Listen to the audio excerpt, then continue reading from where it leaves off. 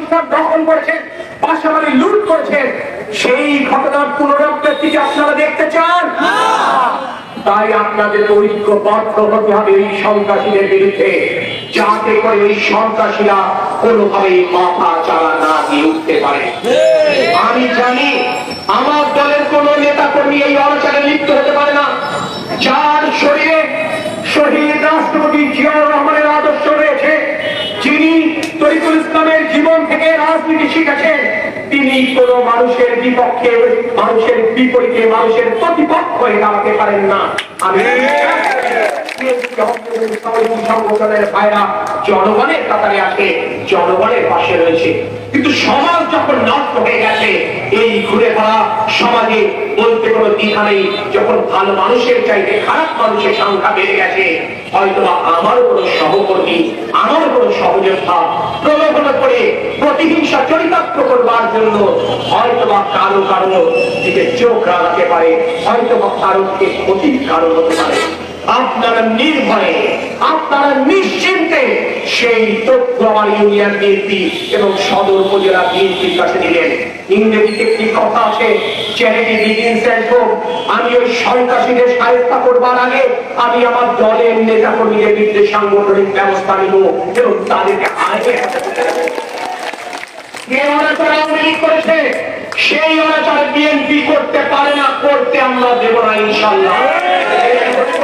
মানুষ বারংবার বিএনপির সমর্থিত প্রার্থীদেরকে নির্বাচিত করেছেন, সেটি মেম্বারই হোক, সেটি চেয়ারম্যান হোক, সেটি উপজেলা পরিষদের জনপ্রতিনিধি হোক, কিংবা জাতীয় সংসদ নির্বাচন হোক।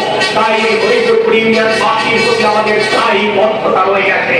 সেই দায়বদ্ধতার জায়গা থেকে আমরা হরিপুর ইউনিয়নবাসী এই 7 মাইল বাজারের ব্যবসায়ীদেরকে, আমার সনাতন ধর্মাবলম্বী মা বোন দিদি কাকা বৌদিদের নিরাপত্তা দিতে আমরা বাধ্য।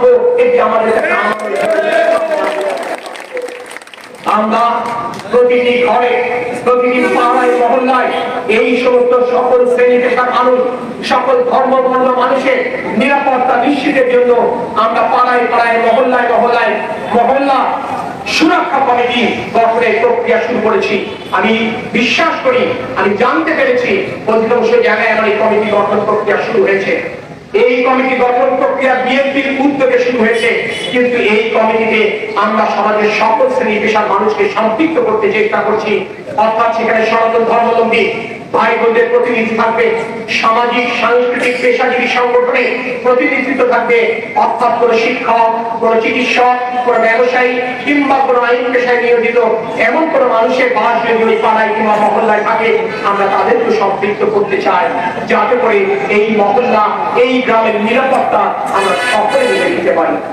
বাংলাদেশ আমাদের সকলের দেশ। আমি আওয়ামী লীগ কিংবা আওয়ামী লীগের নেত্রীর মতো মনে করি না এটা বাপ দাদার সম্পত্তি।